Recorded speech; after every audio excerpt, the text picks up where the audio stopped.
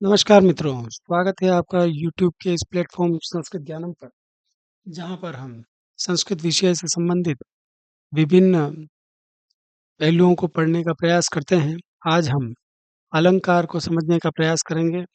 अलंकार, अलंकार का शाब्दिक अर्थ है गहने, आभूषण और जब किसी व्यक्ति, स्त्री वह आभूषण पहनने से और अधिक सुंदर और शोभा वाली दिखती है। उसी प्रकार जो काव्य हैं, शब्द हैं, उनको कुछ इस प्रकार से लिखा जाए कि उनकी शोभा या उनके गुण धर्म बदल जाए और वो और अधिक सौम्य और उसमें चमत्कार उत्पन्न हो जाए, उसे अलंकार कहते हैं। अलंकार 3 प्रकार के होते हैं, शब्दालंकार, अर्थालंकार और उभयालंकार। वर्णों अथवा शब्दों को कुछ इस प्रकार लिखा जाए कि उसकी काव्य की शोभा बढ़ जाए, तो उसे शब्दालंकार कहते हैं। जैसे अनुप्रास, जैसे यमक, जैसे श्लेष इत्यादि अलंकारों में वर्णों और शब्दों को कुछ इस प्रकार लिखा जाता है, जैसे बार-बार उन्हीं वर्णों का आना, चाहे व्यंजन वर्ण हो, चाहे स्वर वर्ण हो या एक से अधिक बार उसी क्रम में शब्दों की आवृत्ति होना या एक ही शब्द के या फिर एक लाइन के या फिर एक पद्य के 2-2 3-3 अर्थ निकलना, ये सभी शब्दालंकार में आते हैं। फिर आता है अर्थालंकार, जब काव्य की शोभा उसके अर्थ से बढ़ती हो, अर्थात जिस अलंकार में भाव, अर्थ, आधार कोई चमत्कार या सौंदर्य प्रकट किया जाए, वहाँ पर अर्थालंकार होता है। जैसे रूपक, जैसे उत्प्रेक्षा, जैसे दृष्टांत आदि। यानी कि कुछ जैसे रूपक है, तो उपमान और उपमेय में अभेद स्थापित कर देना, किसी उदाहरण के माध्यम से इस प्रकार 2 वस्तुओं को साम्य बता देना कि इन दोनों में कोई अंतर नहीं है, तो वो अर्थालंकार हुआ। इस प्रकार से अलंकार, ये 2 प्रकार के हुए। तीसरा है उभय अलंकार। ये वो अलंकार हैं जो शब्द अर्थ दोनों के मेल से काव्य की शोभा बढ़ाते हैं। उनमें चमत्कार और सौंदर्य उत्पन्न कर देते हैं। उन्हें उभय अलंकार कहते हैं। जैसे समसृष्टि, संस्कृत श इत्यादि। श्लेष के भी 8 भेद होते हैं, इसी में आते हैं। फिर सबसे पहले अनुप्रास। आचार्य मम्मट के अनुसार वर्णसाम्य वर्णासाम्य अनुप्रासः, वर्णों की समानता अनुप्रास कहलाता है। आचार्य मम्मट ने इसका लक्षण इस प्रकार दिया है। फिर आचार्य विश्वनाथ ने इसका लक्षण दिया है, अनुप्रासः शब्दम साम्यम वैषम्य अपि स्वरस्य यत्। स्वर वर्णों की समानता न होने पर भी व्यंजन मात्र की समानता अनुप्रास कहलाती है। आचार्य विश्वनाथ ने कहा है। अक्सर किताबों में आचार्य विश्वनाथ की ही यह लक्षण प्रचलित है। इसी को हम आधार मानकर इसका अर्थ देखते हैं। स्वरों की विषमता होते हुए भी जहाँ व्यंजनों की समानता हो, वहाँ अनुप्रास अलंकार होता है। अब अनुप्रास अलंकार भी 5 प्रकार का होता है। उसके 5 भेद दे रखे हैं। छेका अनुप्रास, छेका अनुप्रास यहाँ पे मैंने इंग्लिश में लिखा हुआ है, आप इसको संस्कृत में समझना। छे छेका अनुप्रास व्यंजन समुदाय की एक ही बार में आवृत्ति होती है, उसमें छेका अनुप्रास होता है। फिर आता है वृत्त्यानुप्रास, व्यंजन या व्यंजन समुदाय की अनेक बार आवृत्ति होती है, वहाँ पर वृत्त्यानुप्रास होता है। फिर श्रुत्यानुप्रास, श्रुत्यानुप्रास में एक ही उच्चारण स्थान वाले वर्ण समुदाय की बार-बार आवृत्ति होती है, श्रुत्यानुप्रास में। फिर अंत्यानुप्रास, इसमें पाद के अंत में तुकांत की स्थिति होती है, तुक की स्थिति होती है, तुक मेल खाते हैं इसमें। फिर लाटानुप्रास, लाटानुप्रास में शब्दों और अर्थ की आवृत्ति, परंतु तात्पर्य में भेद होता है, तात्पर्य अलग-अलग होते हैं इनके। वहाँ पर ये लाटा अनुप्रास होता है। इस प्रकार अनुप्रास के ये 5 भेद मैंने आपको बताए। फिर अनुप्रास का उदाहरण है, जैसे यहाँ पे दे रखा है लता कुंज गुंज मंदौलि दली पुंज चपलयन समालिंगन लिंगन द्रुतंगम प्रबलयन मंदम मंदम दलितम अरविंदम। इस प्रकार से यहाँ पर मकरंद दिशि दिशि, ये यहाँ पर अनुप्रास का उदाहरण दे रखा है। तो इसमें जहाँ पर मंदम मंदम, ये यहाँ पर अंदम अंदम, ये अंगम अंगम, इनकी समानता हो रही है। तो इसको हम अनुप्रास अलंकार बोलेंगे। जहाँ पर स्वर व्यंजनों स्वरों की समानता नहीं होने पर भी व्यंजन मात्रा की भी समानता होती है, बार बार उनकी आवृत्ति होती हो, वहाँ पर अनुप्रास अलंकार होता है। जैसे यहाँ पे नंगम नंगम, फिर यहाँ पे मंदम अंदम अंदम, यविंदम विक्रंद। इस प्रकार से अंदम अंदम, जैसे यहाँ पर बार बार आवृत्ति हुई है व्यंजनों की समानता की, वहां पर अनुप्रास अलंकार होगा। फिर अनुप्रास अलंकार के बाद में कुछ यहाँ पर और जानकारी है। नाट्य शास्त्र भरत मुनि ने लिखा है, उसमें 36 अध्याय हैं और इन्होंने टीका लिखी है इस पर अभिनव भारती करके। काव्य अलंकार, इसमें 6 परिच्छेद है और भामा ने लिखा है इसको। काव्य आदर्श, इसके 3 परिच्छेद है और दंडी इसके रचयिता है। फिर रुद्रट, वामन, धनंजय, क्षेमेंद्र, आनंदवर्धन और भी बहुत सारे अलंकार के आचार्य हुए हैं।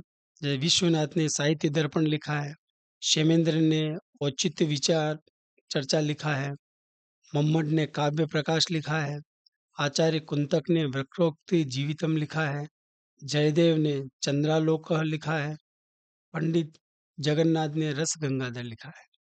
इस प्रकार बहुत सारे अलंकार के कवि माने जाते हैं संस्कृत में। ये आपको केवल एक जानकारी के लिए मैंने बताया है। इससे संबंधित भी कोई प्रश्न परीक्षा में पूछा जा सकता है, तो आप उसको अगर नोटिस में रखेंगे तो थोड़ा अच्छा रहेगा। फिर आता है यमक।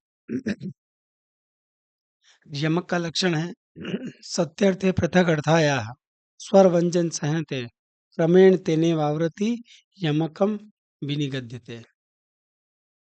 सार्थक या निरर्थक शब्दों की उसी क्रम में आवृत्ति होना, यानी कि बार बार आना, यमक अलंकार कहलाता है। सार्थक का अर्थ है वो उसके अच्छे अर्थ निकलते हों, जैसे 2 अलग-अलग शब्द हैं लेकिन उनके अर्थ व्यवस्थित निकलते हों। निरर्थक, इसमें बिल्कुल हो सकता है कि वो ऐसे ही दे दिया यमक बनाने के लिए, लेकिन उसका कोई अर्थ नहीं निकलता हो। इसमें एक सार्थक पद और एक निरर्थक भी हो सकता है कि एक का तो अर्थ निकलता हो और दूसरे का अर्थ नहीं निकलता हो। ये भी हो सकता है कि दोनों निरर्थक हो, ये भी हो सकता है कि दोनों सार्थक हो। इस प्रकार क्रम से आवृत्ति होना आवश्यक है, वैसी की वैसी आवृत्ति होनी चाहिए। जैसे पलाश, पलाश लिखा हुआ है तो पलाश, पलाश होना चाहिए। पलाश के बजाय ऐसा नहीं कि पलाश लिखा हुआ है, दूसरे में लाशप लिखा हुआ है।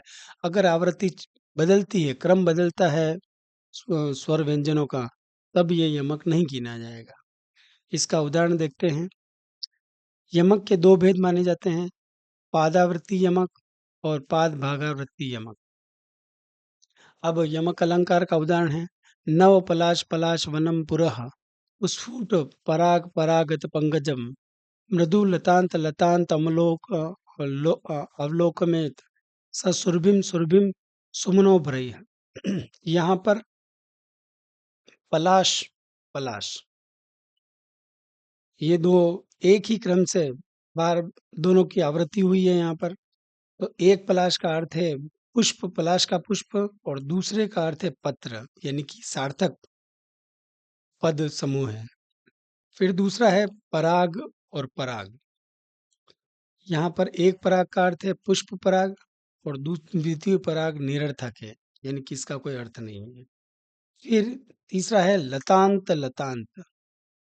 लतांत लतांत, इसमें प्रथम लतांत का अर्थ निरर्थक है और द्वितीय लतांत का अर्थ लता का अंतिम भाग। फिर सुरभिम सुरभिम, यहाँ पर सुरभिम सुरभिम, यहाँ पे सुगंधित, और दूसरा है वसंत ऋतु। इस प्रकार से शब्दों में एक से अधिक बार आवृत्ति यहाँ पर हुई है, और सार्थक और निरर्थक शब्द समूह की आवृत्ति होने से यहाँ पर यमक अलंकार हुआ है। फिर श्लेष। श्लिष्टैः पदैः अनेकार्थाभिधाने श्लेष इष्यते।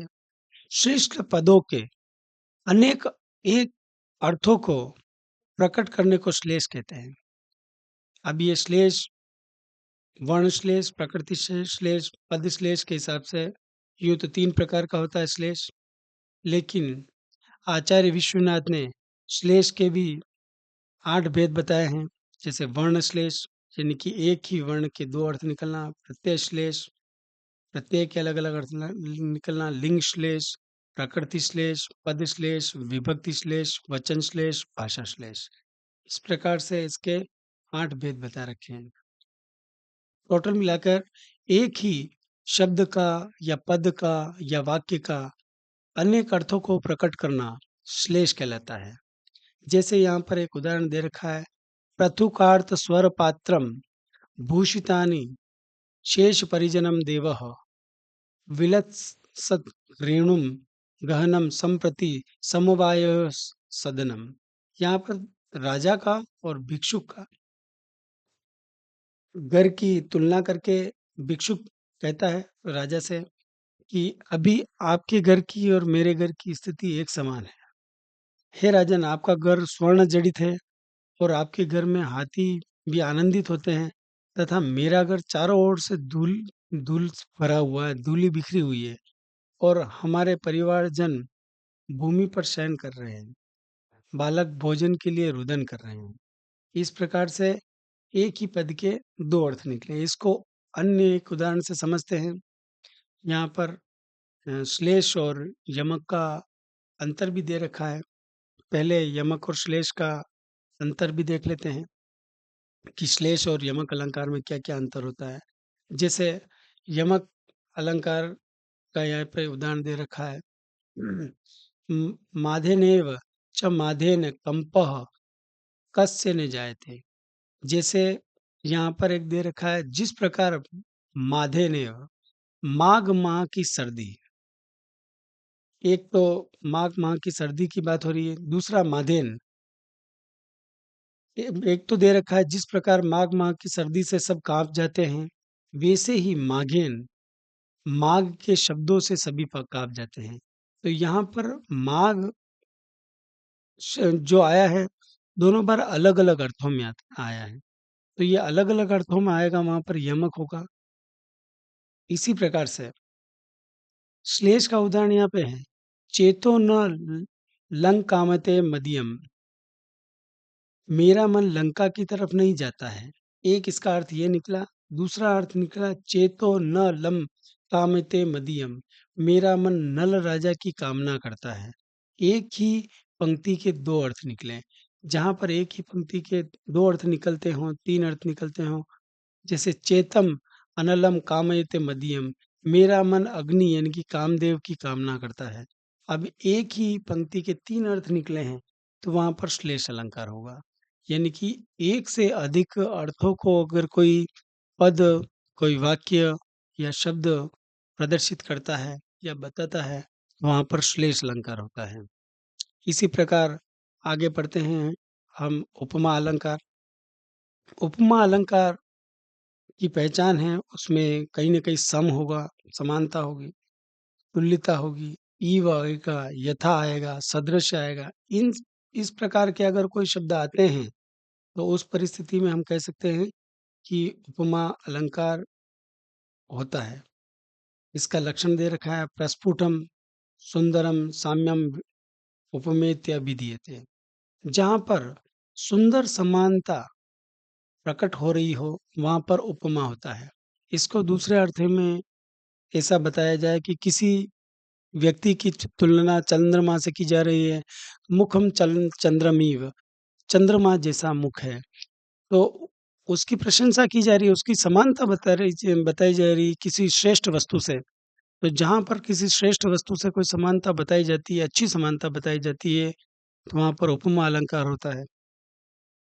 जैसे यहाँ पर एक रघुवंशम का मंगलाचरण श्लोक है, वागार्थावीव संपृक्तो वागर्थ प्रतिपंतये जगतः पितरो वंदे पार्वतीं परमेश्वरो। अब रघुवंश के इस मंगलाचरण के लिए दे रखा है, शब्द और अर्थ आपस में गुथे हुए होते हैं। शब्द और अर्थ आपस में गुथे हुए हैं। शब्द व अर्थ लिखने के लिए काव्य वागर्थ के समान, वागुर्थ के समान, यानी कि जगत के माता पिता शिव और पार्वती को मैं प्रणाम करता हूँ। ये यहाँ पर शब्द और अर्थ, वाक धन अर्थ, वागुर्थ के समान शिव और पार्वती को बताया गया है। तो शिव और पार्वती की समानता, सदृश्यता, शब्द और अर्थ जिस प्रकार गुथे हुए होते हैं, उस प्रकार से शिव और पार्वती की अ, समानता उससे की गई है, साम्यता इससे दर्शाई गई है, अतः वहाँ पे उपमा अलंकार हुआ। फिर मालोपमा करके भी अलंकार होता है, जो मैंने यहाँ पे लिखा नहीं है वैसे। तो मालोपमा में एक ही व्यक्ति की बहुत सारी उपमाएँ दी जाएँ, वहाँ पर मालोपमा अलंकार होता है। मालोपमा में जैसे किसी एक ही व्यक्ति को बता दिया गया कि उसकी उसके नेत्र कमल के समान हैं, उसके कपोल अ, की कांति चंद्रमा के समान है, उसके जो हाथ हैं वो शाखाओं के समान है, लताओं के समान है। तो एक ही व्यक्ति में बहुत सारी उपमा दी जाए, वहाँ पे मालोपमा अलंकार होता है। तो मालोपमा के लिए आपको ऐसा समझना चाहिए। फिर रूपक, तद रूपक भेदो यह उपमान उपमेय, जहाँ पर उपमान और उपमेय में अभेद स्थापित किया जाए, वहाँ पर रूपक अलंकार होता है। यूँ कह सकते हैं कि उपमान में उपमेय का आरोप स्थापित किया जाए, दोनों को एक ही बता दिया जाए किसी उदाहरण के माध्यम से, तो वहाँ पर रूपक अलंकार होता है। जैसे यहाँ पर उदाहरण दे रखा है, साहित्य संगीत कला विहीनः साक्षात् पशुः पृच्छ विषाणहीनः तृणं न खादन्नपि जीवमानः तद्भागधेयं परम पशूनाम। साहित्य, संगीत और कला से विहीन व्यक्ति साक्षात पशु के समान होता है। पुच्छ वृषाणहीना, पूंछ और सींग के बिना तृणम न खादन्नपि, तृण न खाता हुआ भी जीवमान तद परम भागदेम पशुनाम। वो तो ठीक है कि वह तृण यानी कि घास नहीं खाता है, वो पशुओं का सौभाग्य है, वरना घास की भी कमी हो जाती है। इस प्रकार से यहाँ पर साहित्य, संगीत और कला से विहीन व्यक्ति को साक्षात पशु के समान बताया है। यानी कि दोनों को अभेद स्थापित किया गया है कि जिसके पास न साहित्य है, न संगीत है, न जिसने कभी किसी कला को ग्रहण किया है, वह पशु के समान ही है। इस धरती पर भार के समान जी रहा है, उसका कोई जीना नहीं जीना बराबर है, वो पशु ही है। तो जहाँ पे आरोप किया गया है कि वो पशु ही है, एक के स्थापित किया गया है, दोनों को एक ही बता दिया गया है, तो वहाँ पर रूपक अलंकार होता है। जहाँ पर उपमान और उपमेय में अभेद स्थापित कर दिया जाए, वहाँ पर रूपक अलंकार होता है। ठीक है? इस प्रकार से फिर उत्प्रेक्षा यानी कि संभावना अलंकार, इसका लक्षण है भवेत संभावनयो उत्प्रेक्षा प्रकृत्यस्य परात्मना। जहाँ पर किसी दूसरे उदाहरण से कोई किसी की संभावना प्रकट की जाए, वहाँ पर उत्प्रेक्षा अलंकार होता है। इसकी पहचान होती है, इसके अंदर नूनम, प्रायः, ध्रुवम, मन्ये, शंके, इव ऐसे शब्दों का, अव्ययों का प्रयोग किया जाता है। जैसे यहाँ पर उदाहरण की एक लाइन लिखी हुई है, लिम्पतीव तमो अंगानि वर्ष वर्षतीवा अंजना नभः, जैसे शरीर अंधकार जैसे शरीर को लेप रहा है, आकाश जैसे काजल यानी कि अंजन को बरसा रहा है। यहाँ पर एक कल्पना की गई है, एक संभावना की गई है कि जैसे आकाश अंधका अंधकार जैसे अंगों को लेप रहा है, यानी कि अंधकार ने जैसे अंगों को लेप दिया है, जैसे आकाश काजल को बरसा रहा है। तो इस प्रकार की जहाँ पर संभावना जिस श्लोक में दे रखी हो, वहाँ पर उत्प्रेक्षा अलंकार होता है। फिर अर्थांतर न्यास, अर्थ को समझाने के लिए दूसरे किसी उदाहरण का सहारा ले लिया जाए, किसी सुक्ति का, किसी सुभाषित का सहारा लिया जाए, वहाँ पर अर्थांतर न्यास अलंकार होता है। इसका लक्षण है भवेत अंथार्थर न्यासो हो अनुक्तर्थ अंत अर्थांतरा विधा। अब यहाँ पर जैसे इसका उदाहरण दे रखा है, वृहत सहाय कार्यान्तम शोधी शोधियानपि गच्छति शंभूयाम शोभितम अन्येति महानद्या नगापगा। जैसे स- अ, बड़ा कोई व्यक्ति होता है, उसकी सहायता से छोटा व्यक्ति उसके साथ में रह के अपने काम को अ, पार पड़ जाता है, तो निश्चय ही छोटी पहाड़ी नदी किसी बड़ी नदी के साथ मिलकर समुद्र को प्राप्त कर जाती है। कहने का मतलब ये है कि जैसे कोई गरीब निर्धन व्यक्ति होता है, उसको अगर किसी बड़े व्यक्ति का सहारा मिल जाए तो उसकी सहायता से वह भी बड़े से बड़े काम में सफल हो जाता है। ये ठीक उस प्रकार है जैसे एक कोई पहाड़ी छोटी नदी है, उसको अगर बड़ी नदी का सहारा मिल जाए तो वह समुद्र को प्राप्त कर लेती है, यानी कि अपने काम को सफल कर लेती है। यहाँ पर इस छोटी नदी, बड़ी नदी की सहायता से समुद्र का उदाहरण देकर यह बताया गया है कि एक छोटा व्यक्ति भी, एक निराश्रित व्यक्ति भी बड़े व्यक्ति की सहायता से उसका सपोर्ट मिल जाए तो वह बड़े से बड़े काम में सफलता प्राप्त कर सकता है। तो इस प्रकार का जहाँ पर उदाहरण देकर स्पष्ट किया गया हो, वहाँ पर अर्थांतर न्यास अलंकार होता है। फिर संदेह अलंकार, संदेह या शंका बनी रहती है इस अलंकार में। इसका लक्षण है संदेह प्रकृते अन्यस्य संशय प्रतिबोधितः शुद्ध निश्चित गर्भोसो निश्चान्त इति त्रिधा। इसकी पहचान है, इसमें अथवा, वा, किम वा, आहोस्वित, इस प्रकार से इसमें कुछ न कुछ ये शब्द मिलते हैं। इसका उदाहरण है इदम कर्णोत्पलम चक्षुर इदम वेति विलासिनी न निश्चितांसी हृदयम किंतु दोलयते मनः। यहाँ पर ये रखा है कि कर्णों चक्षु की विलासिता इस प्रकार है, इससे प्रतीत होता है कि यह बिल्कुल ही नॉर्मल रूप से दिख रही है, फिर भी इसके हृदय में कहीं से रुग्णता नज़र नहीं आती है। यानी कि किसी को रुग्ण बताया गया है, तो लेकिन उसकी कर्ण, उत्पल, गाल, चक्षु इस तरह से विलासित हो रहे हैं कि वह उसका रोग कहीं पर नज़र नहीं आता। वह हृदय को अभी भी वह आह्लादित कर ही रही है। उसके वो रोगी अभी भी नज़र नहीं आ रही है। इस प्रकार से उसमें संदेह उत्पन्न किया किया गया है कि ये कहाँ पर बीमार है। ये तो स्वस्थ ही है, क्योंकि ये अभी भी इतना आकर्षण का केंद्र बनी हुई है। फिर भ्रांतिमाल अलंकार, इसमें भ्रांति को प्रकट किया जाता है। जैसे साम्याद अस्मिन तद बुद्धि भ्रांतिमान प्रतिबोधितः, जहाँ उपमेय की उपमान या उपमान की उपमेय मान लिया जाए, वहाँ पर भ्रांतिमान अलंकार होता है। यानी कि या तो उपमेय को उपमान मान लिया जाए या फिर उपमान को उपमेय मान लिया जाए, वहाँ पर भ्रांतिमान अलंकार होता है। जैसे पलाश मुकुल भ्रांत्या शुकतुंडे पतंजलि सोऽपि जम्बुक फलभ्रांत्या तलमिव धूर्तम इच्छति।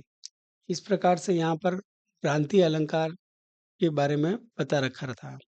फिर निर्दर्शना, निर्दर्शना अलंकार उल्टा दर्शन, अनुबिंब का अलंकार है। जैसे असंभवन, वस्तु संबंध, उपमा, परिकल्पन, निर्दर्शना। असंभव वस्तु का संबंध संभव वस्तु के साथ कर दिया जाए, परिकल्पना कर दी जाए, वहां पर निर्दर्शना अलंकार होता है। जैसे यहाँ पर दे रखा है, वंश की बात हो रही है। क्व सूर्य प्रभो वंशः, क्व चाल्प विषयामति। कहाँ पर सूर्य के समान प्रभाव वाला ये वंश और कहाँ पर मेरी अल्प बुद्धि। इति दुस्तरः मोहो दूढ़ पापी स्वागरम। मैं जिसे चंद्रमा का सहारा लेकर सागर को पार करने की इच्छा रखता हूँ। यानी कि मैं अपनी अल्पमति के साथ में इस महान वंश का वर्णन कैसे कर सकता हूँ। ऐसा लगता है कि जिसे मैं एक छोटी सी नाव से सागर को पार करने का प्रयास कर रहा हूँ। दृष्टांत अलंकार, संभव को असंभव के साथ और असंभव को संभव के साथ जहाँ पर बतलाया जाए वहाँ पर दृष्टांत अलंकार होता है। दृष्टान्तस्य सधर्मस्य वस्तुना प्रतिबिंबनम। साधर्म वस्तु का प्रतिबिंब जहाँ पर बताया जाए वहाँ पर दृष्टांत अलंकार होता है। जैसे दुर्जन परिहर्तव्यो विद्या अलंकार अलंकृतो अपि सना, मणिनाम भूषित सर्प किम सो न भयंकर। दुर्जन, चाहे वह कितना ही विद्या से अलंकृत हो, कितना ही विद्वान हो, लेकिन उसका परित्याग कर देना चाहिए। क्या मणि से भूषित, मणि से सजा हुआ सर्प भयंकर नहीं होता है? अर्थात निश्चयी होता है। यहाँ पर मणि से भूषित जो सर्प है उसको दुर्जन के समान बताया है। यानी कि दुर्जन को मणि के समान, मणि से सुशोभित सर्प के समान बताया है। यानी कि जिस प्रकार से मणि से सुशोभित सर्प भी भयंकर और खतरनाक होता है, उसी प्रकार से दुर्जन भी, चाहे वो विद्वान ही क्यों नहीं हो, वह उसकी प्रवृत्ति नहीं छोड़ेगा और समय आने पर दूसरों को दुखी अवश्य करेगा, कष्ट अवश्य पहुंचाएगा। इसीलिए उसका भी परित्याग कर देना चाहिए। फिर दीपक अलंकार, अनेक कला कथाओं की एक क्रिया, अनेक क्रियाओं का एक कर्ता। जहाँ अप्रस्तुत और प्रस्तुत में एक ही बात हो, वहां पर दीपक अलंकार होता है।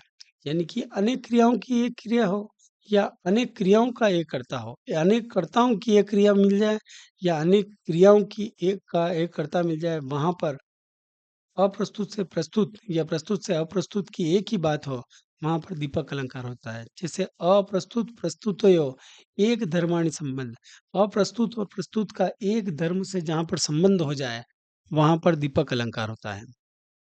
जैसे यहाँ पर कृपाणाम धनम, नागानाम फणमणि, केसरानाम सिंहानाम, कुल बालिकानाम तना, कुलम स्पंशंतिम अमृतानाम।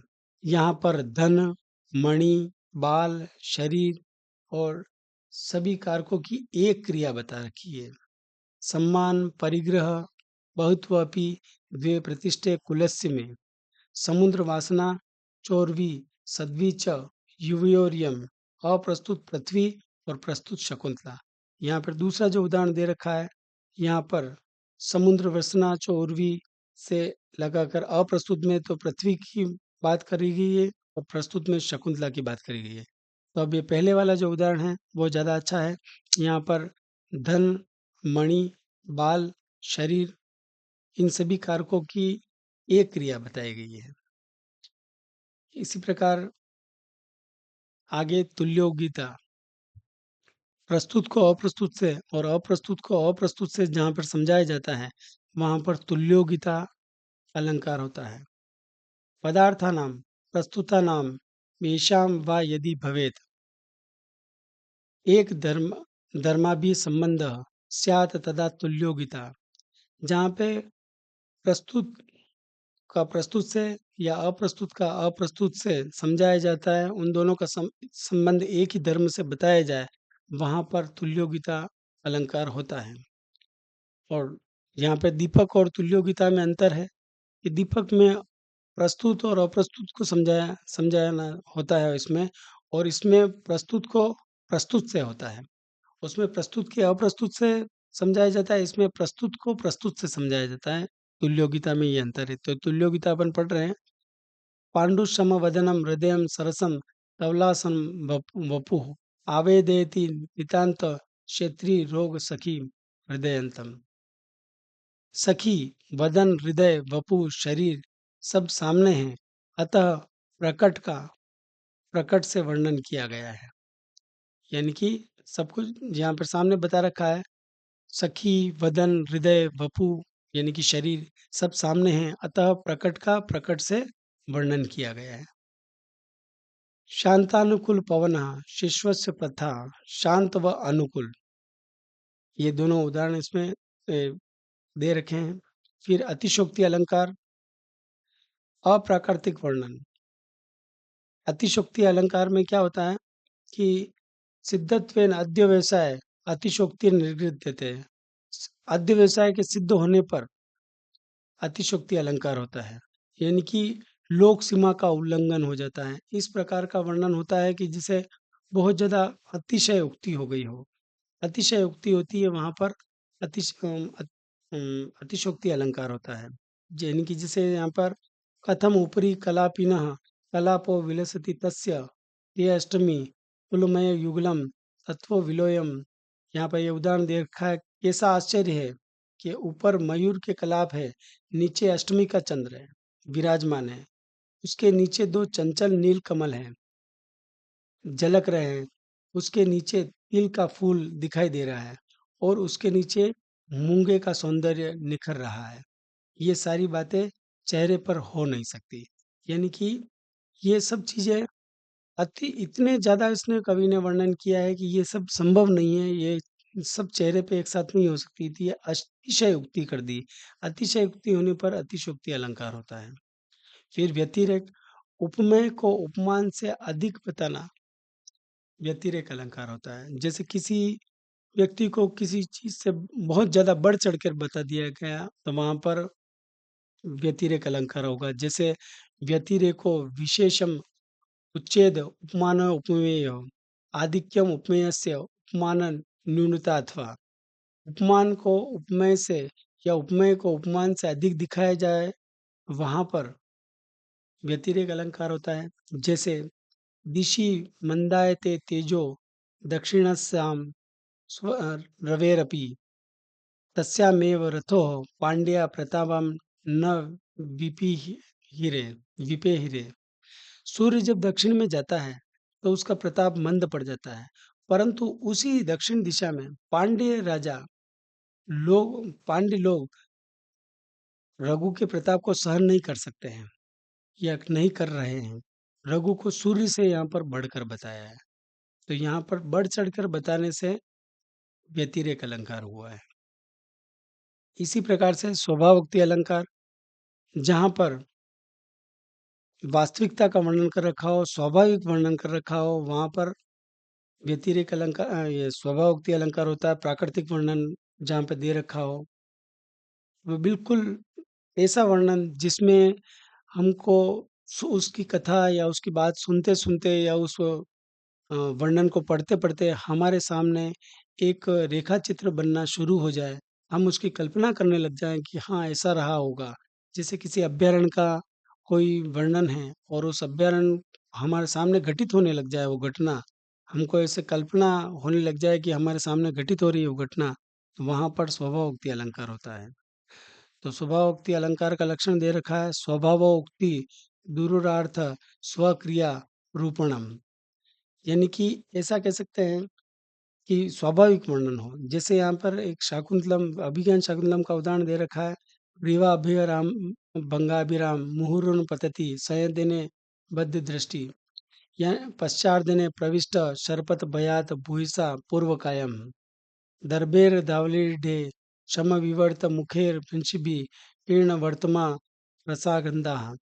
तो यहाँ पर सारथी राजा को कहता है कि देखो, ए, अपने पीछे दौड़ते हुए रथ पर बार बार गर्दन मोड़ने से मनोहरता पूर्वक एक दृष्टि वाला बाण लगने के भय से अपने शरीर को पीछे की काया को आगे की काया काया में घुसाने वाला, यानी कि दुबक कर भाग रहा है वह। अधिक भागने से उसके मुंह में आधे चबाए हुए थकावट के कारण जो ग्रास के जो तीलियां हैं, घास है, वो उसके मुंह से गिर रही हैं। उससे मार्ग बन रहा है, जैसे मार्ग बन गया हो घास का, वैसे सब बन रहा है। तो इस प्रकार का वर्णन हिरण का सारथी ने राजा को देखकर कहा है कि यहाँ पर स्वाभाविक वर्णन है। स्वाभाविक वर्णन होने से ये स्वभावोक्ति अलंकार हुआ। तो इस प्रकार आज हमने अलंकार के विषय में पढ़ा और अलंकार के विषय में जाना। अलंकार के विषय में यही कहना चाहूँगा कि अगर उसको शॉर्ट रूप से अगर हम इसको पुनः एक बार समझें, तो ये है कि जहाँ पर व्यंजन वर्णों की केवल मात्र समानता होती है, वहाँ पर अनुप्रास अलंकार होता है। इसी प्रकार से एक से अधिक बार सार्थक और निरर्थक वर्णों शब्दों की पुनरावृत्ति होती है, वहाँ पर यमक अलंकार होता है। इसी प्रकार एक ही शब्द का या पद का या वाक्य का अनेक अर्थ निकलते हों, वहाँ पर श्लेष अलंकार होता है। इसी प्रकार से जहाँ पर किसी से कोई समानता बताई जाती है, सदृश्यता बताई जाती है, वहाँ पर उपमा अलंकार होता है। एक ही व्यक्ति में बहुत सारी उपमाएँ दी जाती है, वहाँ पर मालोपमा अलंकार होता है। इसी प्रकार से उपमान और उपमेय में जहाँ पर अभेद स्थापित किया जाता है, वहाँ पर रूपक अलंकार होता है। जहाँ पर उपमा और उपमेय की संभावना की जाती है, वहाँ पर अर्थांतरन्यास अलंकार होता है। उत्प्रेक्षा अलंकार होता है। और जहाँ पर अर्थ को समझाने के लिए दूसरे किसी अर्थ को या किसी उदाहरण को बताया जाए और साम्यता बताई जाए, सुभाषित आदि का सहारा लिया जाए, वहाँ पर अर्थांतरन्यास अलंकार होता है। जहाँ पर संदेह या शंका बनी हुई रहती है, वहाँ पर संदेह अलंकार होता है। जहाँ पर मान लिया जाए कि वो वैसा ही है, उपमान को उपमेय या उपमेय को उपमान मान लिया जाए, वहाँ पर भ्रांतिमान अलंकार होता है। और जहाँ पर उल्टा अनुदर्शन हो, प्रतिबिंब हो, अनुबिंब हो, वहाँ पर निदर्शन अलंकार होता है। इसी प्रकार से जहाँ पर किसी से किसी का दृष्टांत दिया जाए, असंभव से संभव को बतलाया जाए, यानी कि संभव से असंभव की परिकल्पना की जाए, वहाँ पर दृष्टांत अलंकार होता है। और दीपक अलंकार अनेक कर्ताओं को एक क्रिया से संबंध या अनेक क्रियाओं का एक कर्ता से संबंध बताया जाए, वहाँ पर दीपक अलंकार होता है। और प्रस्तुत को प्रस्तुत से और अप्रस्तुत को अप्रस्तुत से जहाँ पर समझाया जाए, वहाँ पर तुल्योगिता अलंकार होता है। और इसी प्रकार से जहाँ पर अतिशयोक्ति हो, बहुत ज़्यादा बड़ा चढ़ाकर जहाँ पर किसी का वर्णन कर रखा हो, वहाँ पर अतिशयोक्ति अलंकार होता है। और साथ में अंत में उपमान और उपमेय से अधिक बताया जाए, उपमान को उपमेय से जहाँ पर अधिक बताया जाए, वहाँ पर किसी वस्तु को किसी व्यक्ति से या किसी व्यक्ति को किसी वस्तु से और अधिक बढ़ चढ़कर ज़्यादा बताया जाए, और पूर्व वाली जो महान वस्तु होती है उसको निगण्य या तुच्छ बता दिया जाए, वहाँ पर व्यतिरेक अलंकार होता है। और स्वभावोक्ति अलंकार में जहाँ पर स्वाभाविक उक्ति होती है, स्वाभाविक वर्णन होता है, वहाँ पर स्वभावोक्ति अलंकार होता है। इस प्रकार अलंकार के विषय में मैंने आपको बताया।